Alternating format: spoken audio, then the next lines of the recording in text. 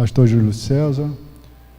Quero primeiramente agradecer ao irmão por me conceder essa oportunidade de estarmos aqui compartilhando da palavra do Senhor. Quero cumprimentar também a todos os irmãos com a paz do Senhor Jesus Cristo. Deus abençoe os irmãos. E a minha oração ao Senhor foi que os irmãos possam ser grandemente abençoados e edificados com a palavra que daqui a pouco eu vou compartilhar. Estou falando daqui a pouco porque semana passada nós tivemos o quê? Domingo passado foi o quê? O Dia dos Pais. Dia dos Pais. E Deus colocou no meu coração de fazer uma homenagem ao Pai dos Pais. E a gente vai ficando mais velho, mais experiente, né? O pastor faz aniversário dia 25 mesmo? Dia 26. Pouco menos de um mês eu também vou fazer 60 anos, no dia 22 de setembro. Aí Deus vai dando alguns talentos novos na nossa vida. E aí eu tive a oportunidade de fazer uma poesia para o pai. Ela é curtinha. Eu quero homenagear o nosso pai antes da palavra com essa poesia. Diz assim: ao Pai dos pais: Pai, não há ninguém como tu, Deus grande, magnífico e formoso. O Senhor é o meu Deus, o Senhor é o Deus Todo-Poderoso. O Senhor é Deus Criador. O Senhor criou os céus, a terra, o mar e tudo o que neles há. O Senhor me criou à sua imagem e semelhança, com o propósito sublime de me amar. Pai, o Senhor fez para mim um paraíso, onde tudo era muito perfeito. Todos os dias, na virada do dia, o Senhor me visitava e em plena comunhão me instruía e me ensinava.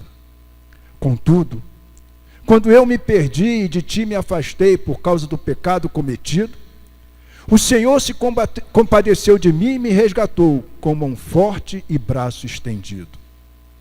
Pai, outrora eu andava errante, caminhando sem rumo e sem direção. O Senhor me tirou do reino das trevas e me transportou para o seu reino de amor e perdão.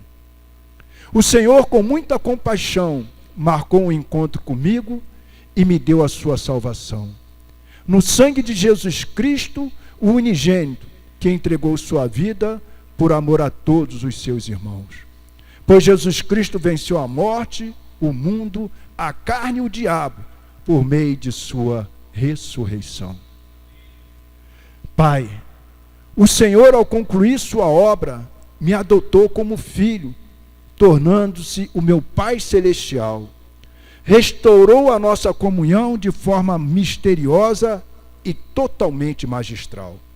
Concedeu-me a vida eterna para morar no seu reino de alegria, paz e bondade, de maneira que hoje, no Dia dos Pais, eu te agradeço por todas as bênçãos, amor, graça, benignidade e prosperidade.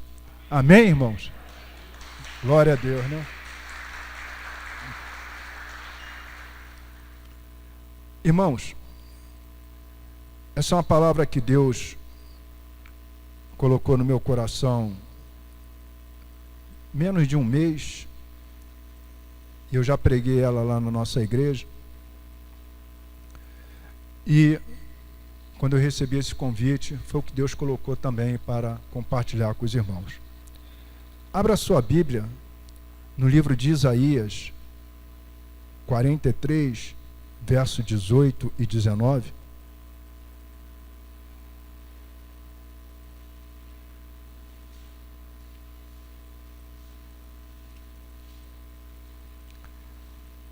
Na Nova Versão Internacional, essa escritura está escrita da seguinte forma: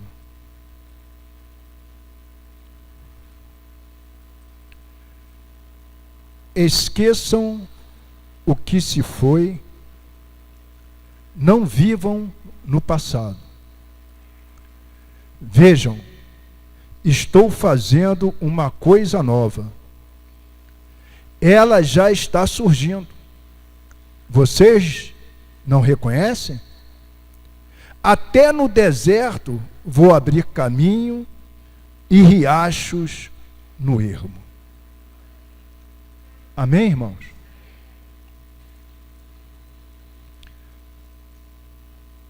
O pastor já orou, então nós vamos dar início então à nossa mensagem. Irmãos, muito obrigado, meu irmão.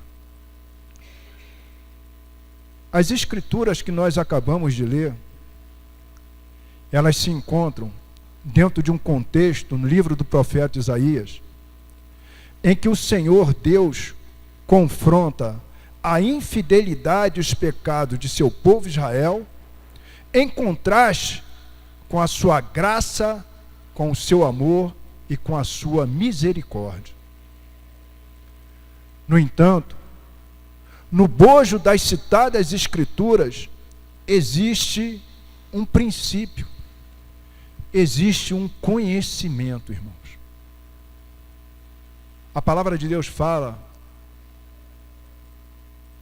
que o meu povo, Oséias 4:6, o meu povo tem sido destruído porque lhe falta o quê? Conhecimento.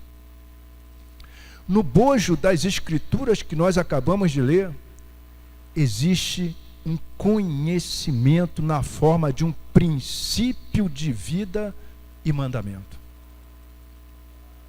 E toda vez que nós lemos a palavra de Deus, irmãos, quando nós nos deparamos com um conhecimento na forma de um princípio, o pastor aqui estava explicando sobre os princípios para que nós não fiquemos escravos do dinheiro.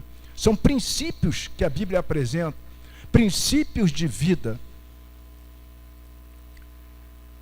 E aqui, ele é mais do que um princípio. Além de ser um princípio, o Senhor também o coloca como uma forma de mandamento, onde Deus nos aconselha e nos determina veementemente a não vivermos no passado. Uma vez que está escrito em Isaías 43:18, esqueçam o que se foi, não vivam no passado. Não vivam no passado. É um mandamento, é um princípio de vida e é um conhecimento espiritual que eu e você precisamos reter. Amém?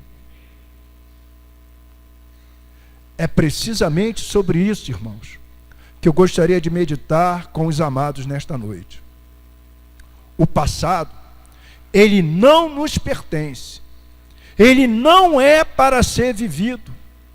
Não podemos, em hipótese alguma, viver no passado.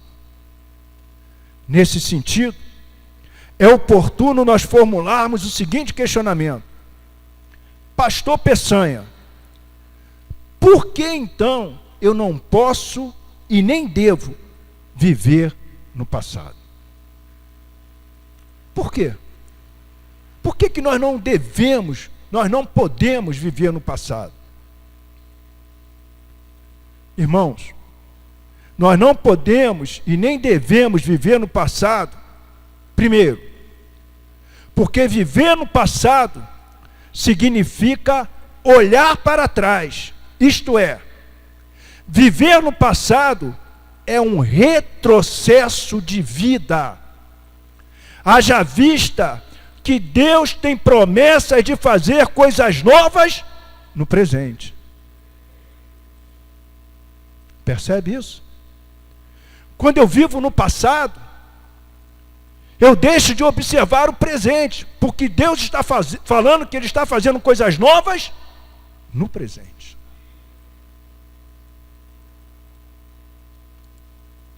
Observe novamente o versículo 18 e 19, primeira parte do versículo 19, Isaías 43. Esqueçam o que se foi, não vivam no passado, vejam, estou fazendo uma coisa nova. Deus está dizendo, Olha só o verbo, eu estou fazendo. Presente. Presente. Presente contínuo. Deus está fazendo e vai continuar fazendo. Tem professor de português aí? Presente contínuo. Irmãos, o passado nos prende e nos amarra de tal maneira que consegue nos cegar e impedir de ver e de perceber os feitos e as obras que Deus, o nosso Deus, tem realizado em nossas vidas no presente. Viver no passado nos impede de crescer espiritualmente e emocionalmente, bem como é um impedimento também para que nós possamos amadurecer e adquirir novas experiências de vida com Deus.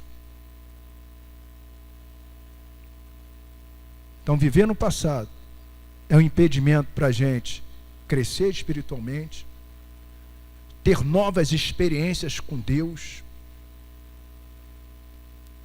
E Deus, sabendo disso, Ele deixou esse princípio, esse conhecimento.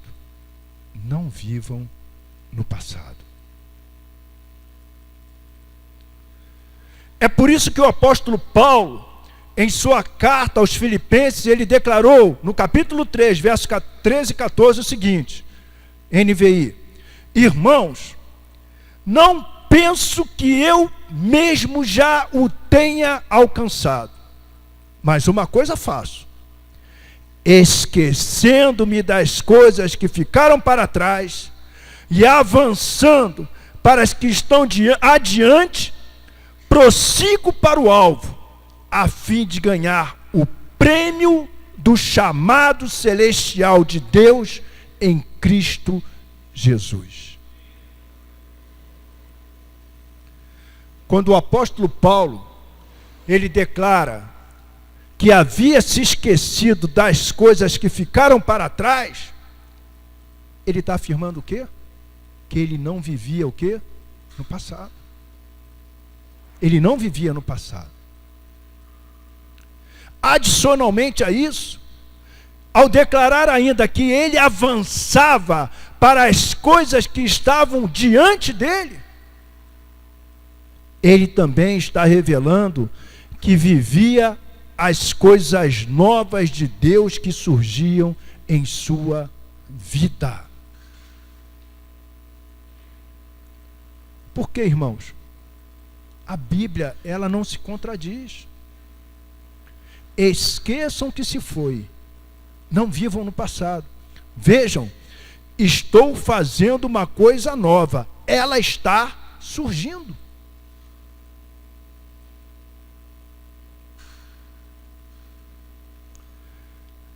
A história de José, a história da vida de José, é um exemplo claro dessa verdade. Todo mundo aqui conhece a história de José, já leram o livro de Gênesis, do capítulo 37 até o capítulo 50, várias vezes. É uma história rica de ensinamentos, e nós identificamos que a história de José é um exemplo vivo de não ter uma vida presa ao passado.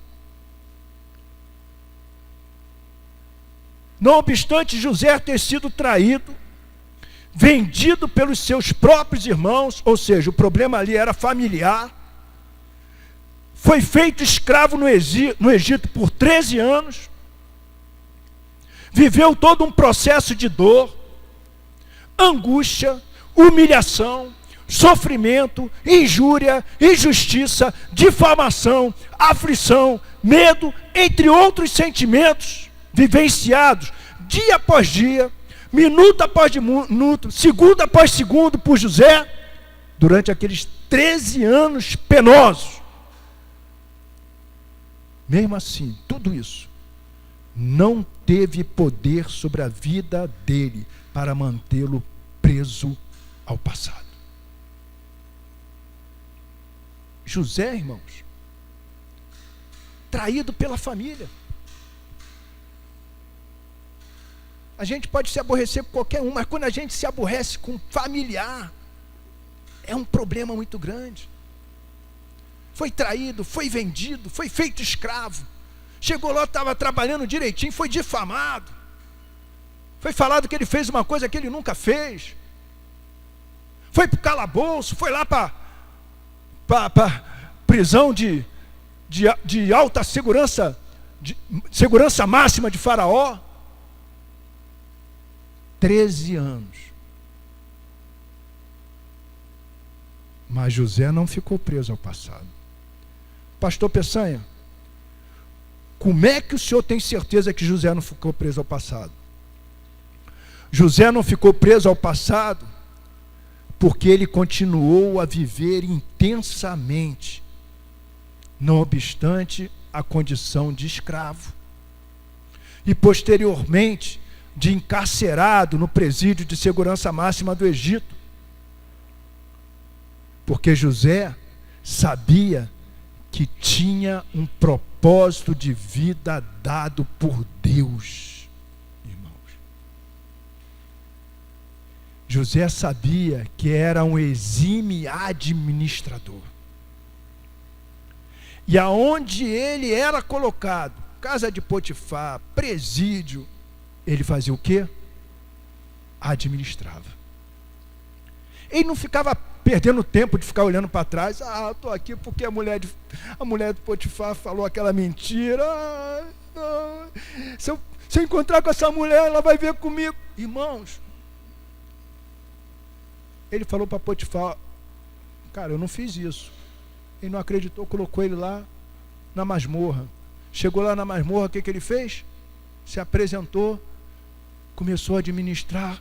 O carcereiro colocou tudo sob o cuidado dele, e a palavra de Deus, você vai observar, está dizendo, e o Senhor prosperava tudo que José fazia. José não ficou preso no passado, irmãos. E nós precisamos aprender com esse homem. José cumpriu o propósito de vida dado por Deus a ele. Aquilo que o apóstolo Paulo falou lá em Filipenses 3 como chamado celestial. Qual é o seu chamado celestial?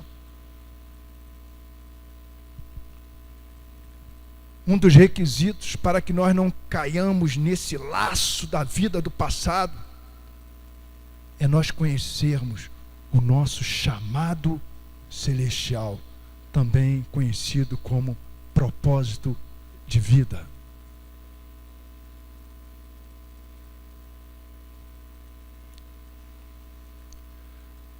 José não viveu no passado, porque ele não parou. Ele não estacionou a sua vida, mas ele prosseguiu para o alvo. Cada dia que passava, era passado para José. Ele era cônscio de que o presente, na verdade, era o maior presente de Deus em sua vida. E por conta disso, ele não parou de cumprir o seu propósito de vida. Irmãos, todos nós temos histórias que nos feriram. Todos nós aqui, todo mundo aqui tem.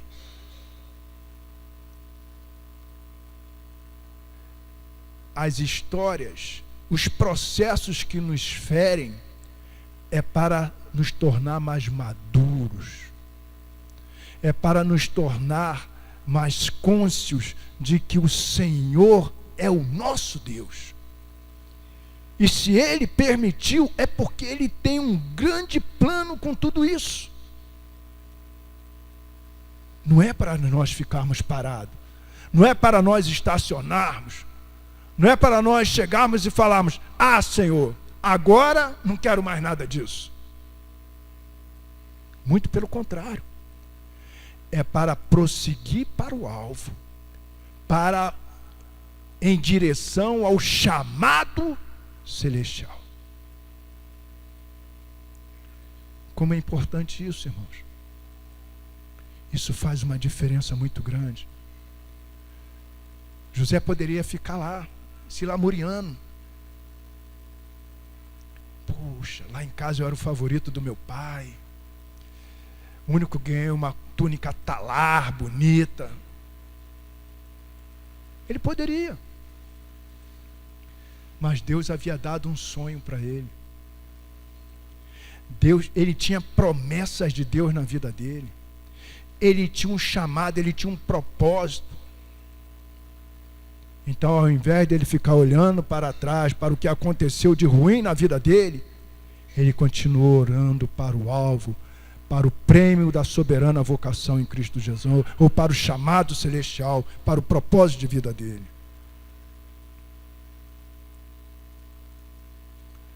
José viveu intensamente o seu propósito de vida, o seu chamado celestial, independentemente da situação, problema que estivesse atravessando. Verdadeiramente, José não vivia no passado. Outro aspecto relevante na história de vida de José, que evidencia que ele não viveu no passado, é quando ele se encontra com seus irmãos. Agora, na condição de quê? Governador. Administrador de todo o Egito. Ele se encontra com seus irmãos que o traíram, que o haviam vendido como escravos. Irmãos, se José estivesse vivendo no passado ainda, se ele estivesse preso àquele passado, com o poder e a autoridade que ele possuía, você acha que ele não poderia mandar prender os irmãos dele? Ou até mandar executá-los? Mas não foi isso que ele fez. O que prova, irmãos, que ele não vivia no passado. Ao encontrar-se com os irmãos, José disse para eles, Gênesis 45, de 3 a 9, 14 e 15. Então disse José a seus irmãos, eu sou José. Meu pai ainda está vivo? Mas os seus irmãos ficaram tão pasmados diante dele que não conseguiram nem responder. Cheguem mais perto, disse José a seus irmãos.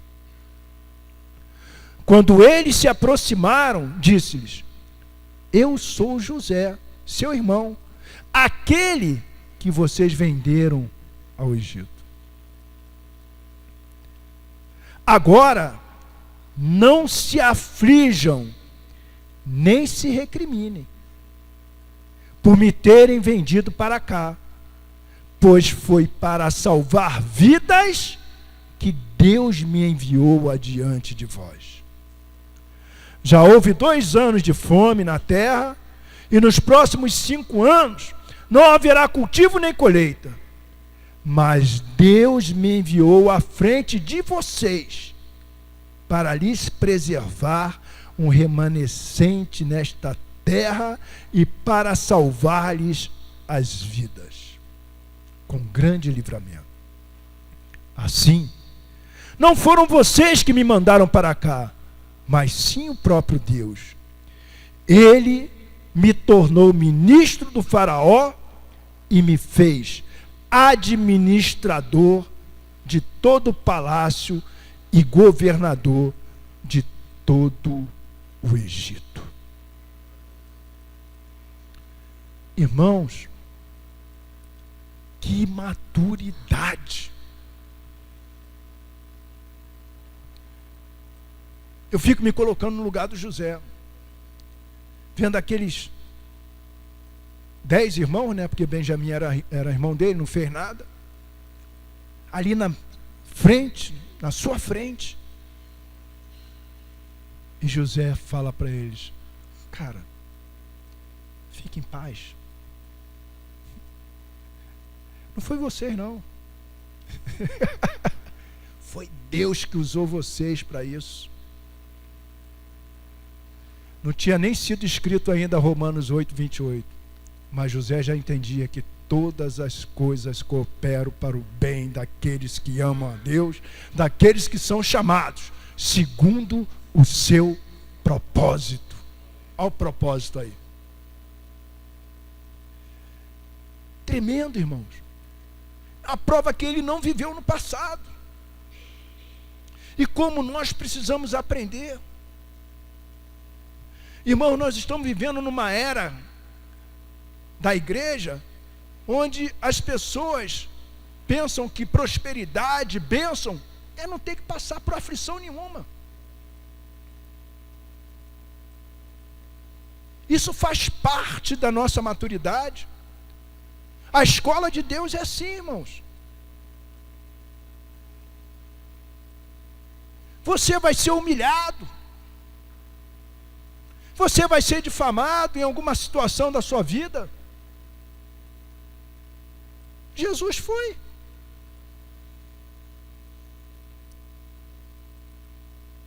E aí a gente fica preso a determinados dogmas que não são bíblicos. E quando eu e você estivermos passando por esse processo, nós precisamos ter maturidade, discernimento de espírito e buscar uma direção de Deus e não ficar preso ao passado. A Bíblia fala que a nossa leve e momentânea tribulação. Qual que é a característica da tribulação? Ela é leve e momentânea. O que significa? Que aos olhos de Deus é uma pena. E aos olhos de Deus também tem princípio, meio e fim, porque é momentânea. Mas ela vai produzir em nós, diz lá Romanos, eterno, aliás, 1 Coríntios capítulo 4, eterno peso de glória. Ué, uma coisa que é leve e momentânea. Cara, a cabeça de Deus é uma coisa espetacular. Uma coisa que é leve e momentânea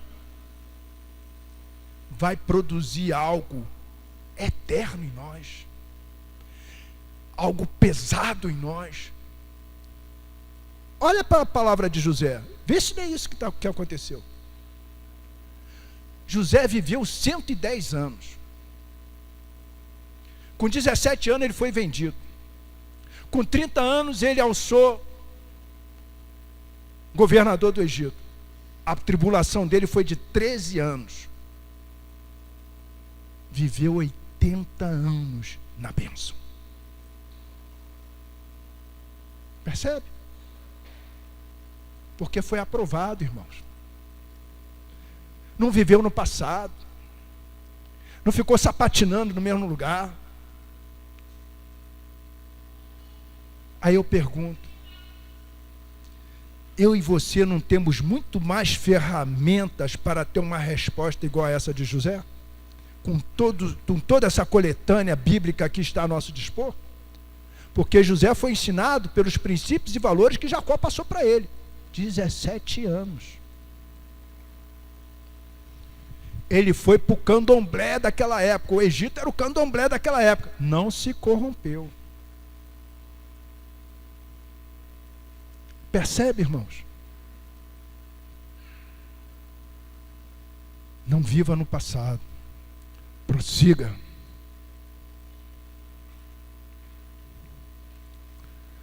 O segundo motivo do porquê nós não podemos viver no passado consiste no fato de que quando nós não vivemos no passado, nós somos, na verdade, instrumentos de Deus para impedir que outras pessoas possam ficar presas ao passado. José também. Jacó morreu.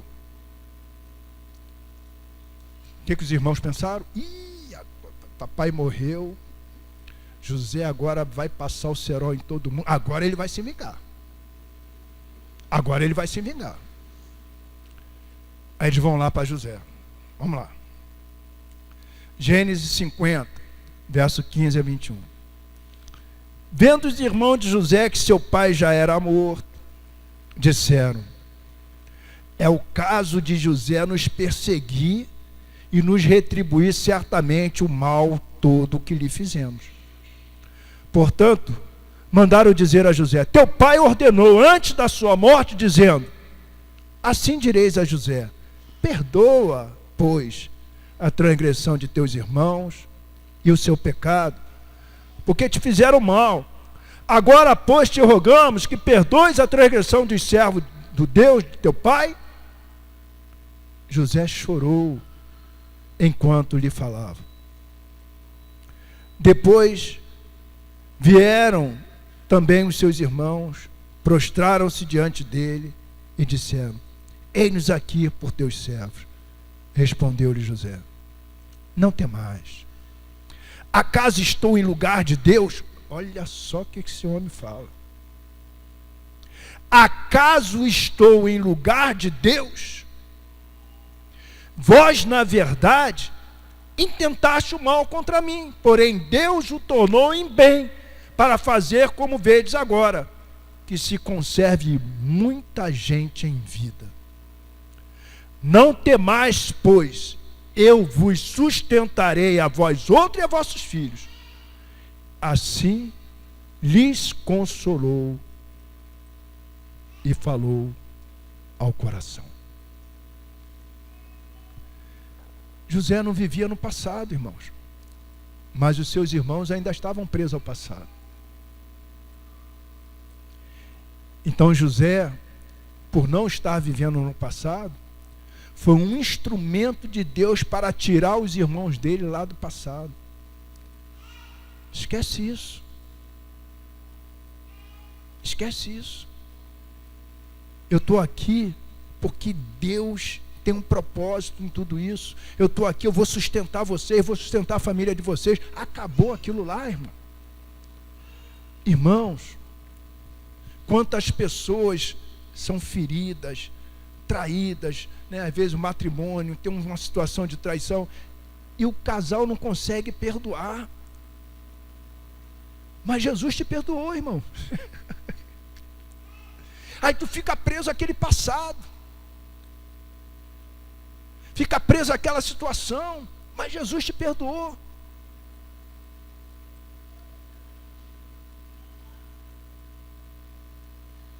E nós precisamos aprender esses princípios.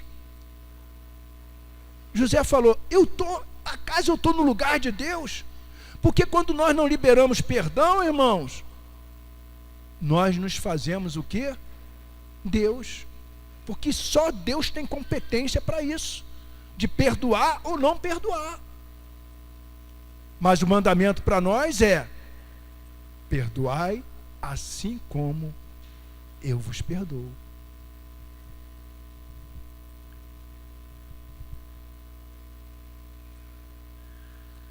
É um princípio, irmãos.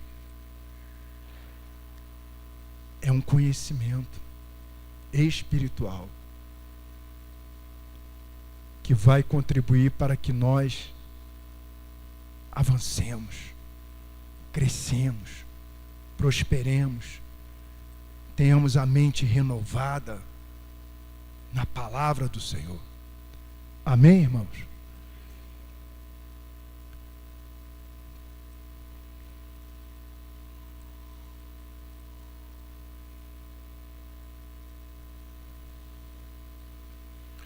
Jesus Cristo, ao nos perdoar na cruz do Calvário, não apenas nos libertou do poder do pecado, mas nos libertou de vivermos uma vida no passado. E assim, mas pastor, é isso mesmo. Aquele que está em Cristo, 2 Coríntios 5,17, é o quê? É nova criatura. As coisas antigas passaram. Tudo se fez novo. Então Jesus nos libertou da vida do passado, irmãos.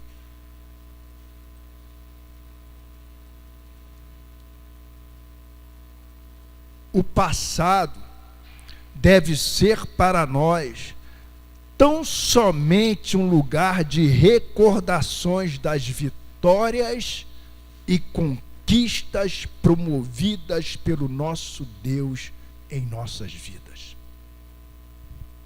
Eu gosto muito do Salmo 103, que fala assim: bendize, ó minha alma, ao Senhor, e tudo que é em mim, bendiga o seu santo nome.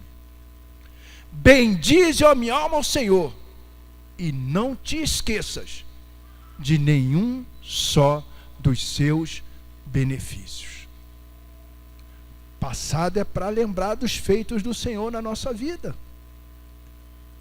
para mostrar para nós, para a nossa alma que está aflita, ansiosa, como foi pregado hoje de manhã aqui, né?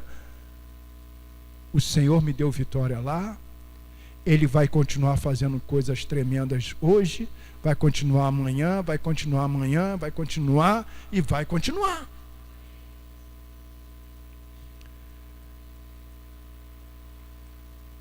E aí a gente vê Davi usando esse conceito, esse princípio.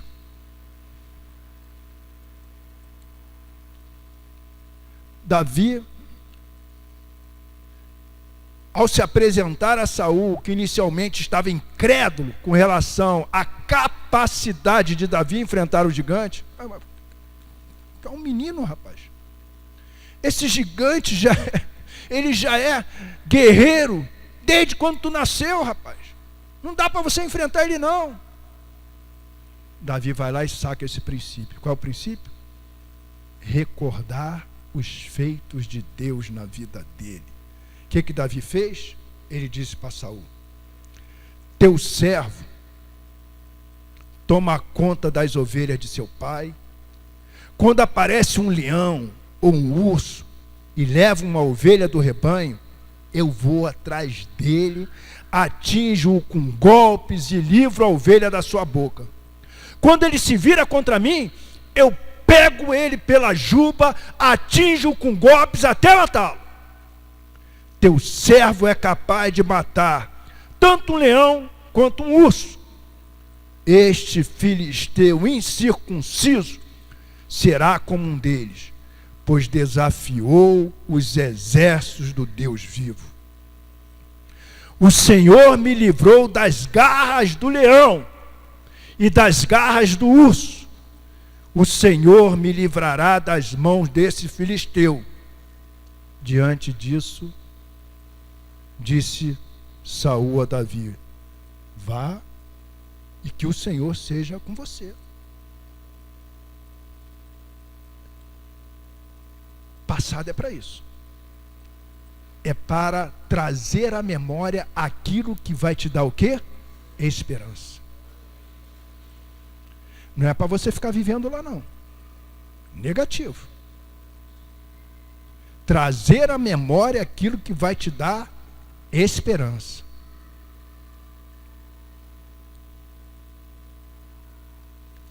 Terceiro e último motivo. São 5 motivos, mas vai ficar muito longo. Esses 3 é fundamental para que os irmãos absorvam o conhecimento. Terceiro e último motivo. Por que não podemos viver no passado? Consiste no fato de que o passado, ele nos prende e nos amarra de tal maneira que nos cega e nos impede. Isso é muito importante, irmãos. Presta atenção. Quando nós vivemos no passado, ele nos prende e nos amarra de tal maneira que nos impede de ver e perceber a nós mesmos como Deus nos vê. Percebe? Quando a gente fica lá no passado, ele nos envolve, nos amarra, nos enlaça de tal maneira que a gente perde a percepção, a gente não consegue mais nos ver e nos perceber como Deus nos vê e nos percebe.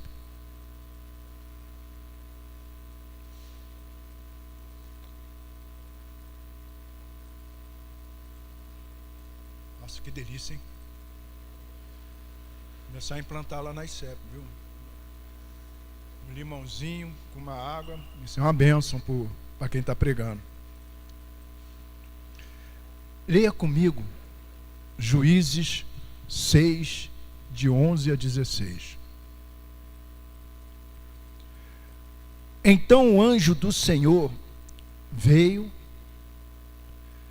e sentou-se sobre a grande árvore de Ofra, que pertencia ao abiezrita Joás. Gideão, filho de Joás, estava malhando o trigo num tanque de prensar uvas para escondê-lo dos midianitas. Então o anjo do Senhor apareceu a Gideão e lhe disse: o Senhor está com você, poderoso guerreiro. Ah, Senhor, Gideão respondeu, se o Senhor está conosco, por que aconteceu tudo isso? Onde estão todas as suas maravilhas que os nossos pais nos contam quando dizem: não foi o Senhor que nos tirou do Egito? Mas agora o Senhor nos abandonou e nos entregou nas mãos de Midian. O Senhor se voltou para ele e disse: com a força que você tem, vá libertar Israel das mãos de Midian. Não sou eu quem o está enviando? Ah, Senhor, respondeu Gideão, como posso libertar Israel? Meu clã é o menos importante de Manassés, eu sou o menor da minha família. Eu estarei com você, respondeu o Senhor, e você derrotará todos os midianitas como se fossem um só homem.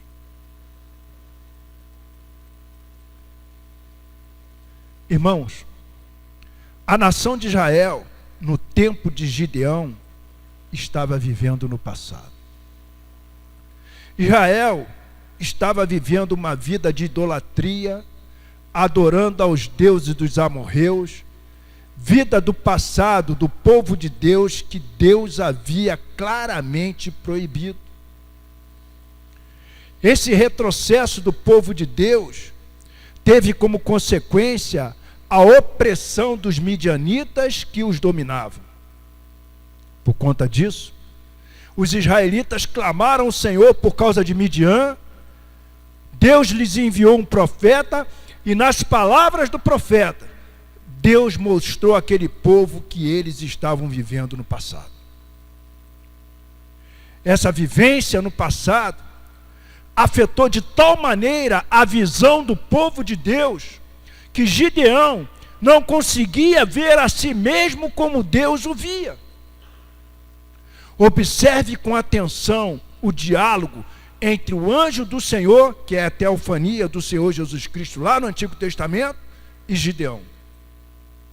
O anjo do Senhor declarou: o Senhor está contigo, poderoso guerreiro, ou homem valente em outras versões. Com a força que você tem, vá libertar Israel das mãos dos midianitas.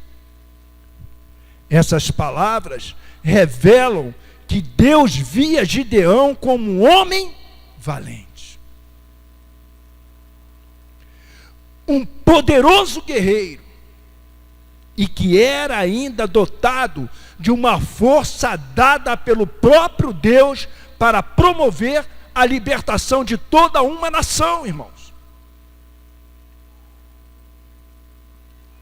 Todavia, por outro lado, Gideão via a si mesmo com um tremendo espírito de inferioridade, de impotência, de incompetência, de incapacidade.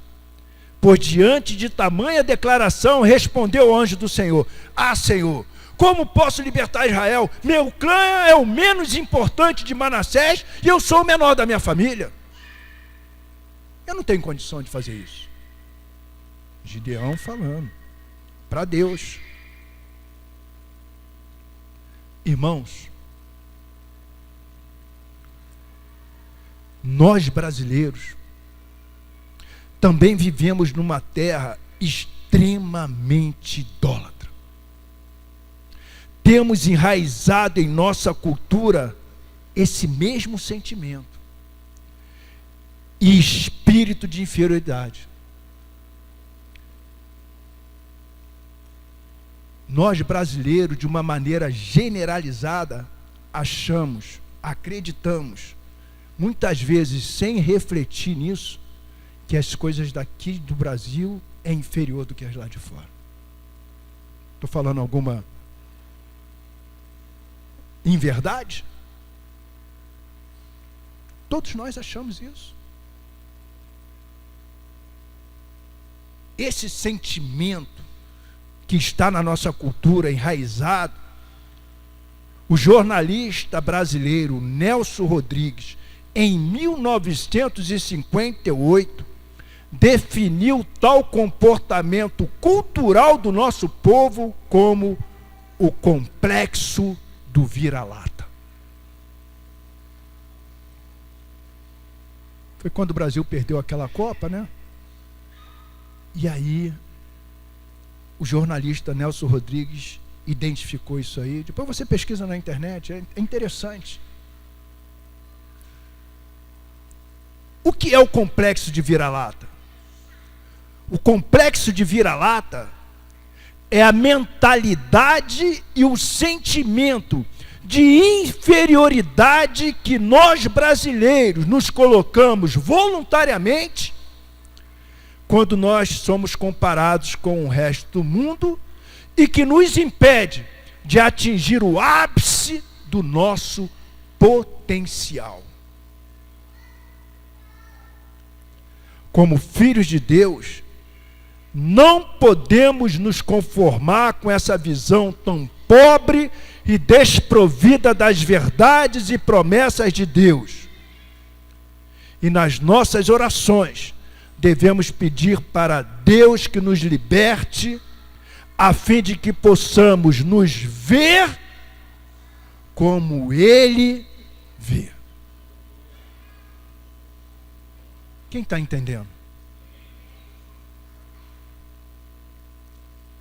O apóstolo Paulo, admoestando Timóteo quanto aos perigos do complexo de vira-lata, disse o seguinte a Timóteo: por esta razão, pois, te admoesto que reavives o dom de Deus que está em ti pela imposição das minhas mãos.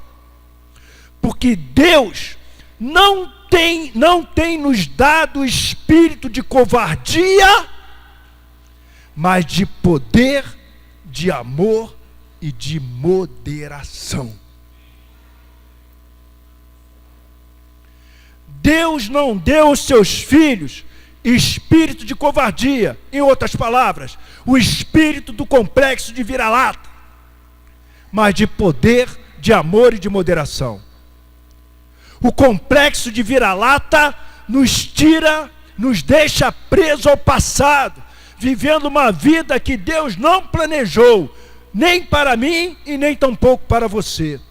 Deus deseja ardentemente fazer coisas novas nas nossas vidas, mas para que isso aconteça, não podemos ficar presos e vivendo no passado. Então, meu irmão e minha irmã, abra os seus olhos espirituais e vejam o que o nosso Deus está fazendo, pois Ele tem feito coisas novas em nossas vidas, elas estão surgindo. Será que não temos percebido? Será que não temos reconhecido? Até nos desertos que eu e você atravessamos, Deus está abrindo um caminho e riachos nos lugares ermos e desabitados. Esse é o Deus que nós servimos. Essa é a nossa identidade. Você e eu não somos menos do que isso, filhos de Deus. E quando nós somos filhos do Pai, irmãos, Esse Pai que é Deus Todo-Poderoso, misericordioso, Ele está conosco. Ele fala que ainda que uma mãe venha se esquecer do seu próprio filho que amamenta, eu, o Senhor, o seu Deus, jamais me esquecerei de ti. Nas minhas mãos gravei o teu nome. Finalmente, diante de tudo isso, se você sente que ainda está vivendo no passado, entenda, em nome de Jesus, que chegou o momento de você viver o presente de Deus na sua vida, para que você possa reconhecer e ver as coisas novas que diariamente Deus tem feito por você. Deus te abençoe com esta palavra de conhecimento, em nome de Jesus. Amém? Glória a Deus. Vamos fazer uma oração? Você quer ficar de pé?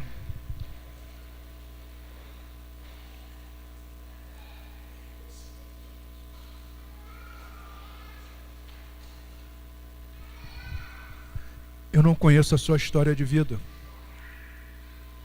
Eu não conheço os processos que você está vivendo. O que eu conheço é o que eu acabei de pregar nesta noite. Que eu e você servimos a um Deus que não quer mais que você viva naquele passado.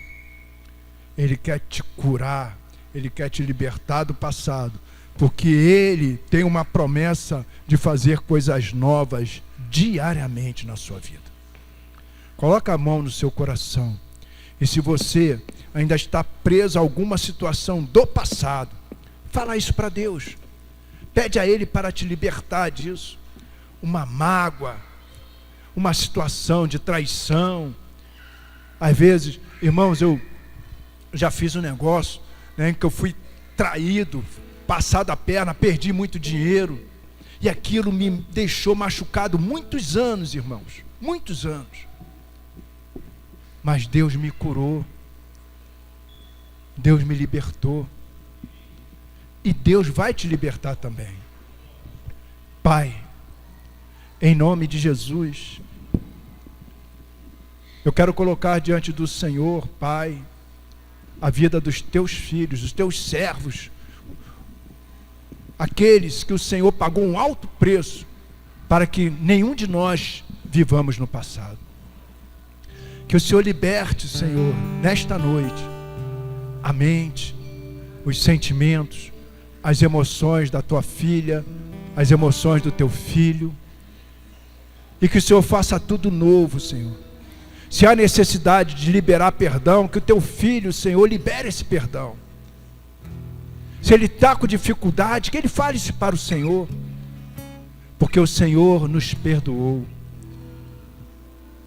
E quando o Senhor foi cravado naquela cruz, lá estava todos os nossos pecados. E ali o Senhor nos perdoou de todas as nossas ofensas. Então faz essa obra nesta noite. Dê momentos novos para os teus filhos, Senhor. E que todos esses traumas do passado sejam agora anulados no nome de Jesus. Você diz comigo, amém. Glória a Deus.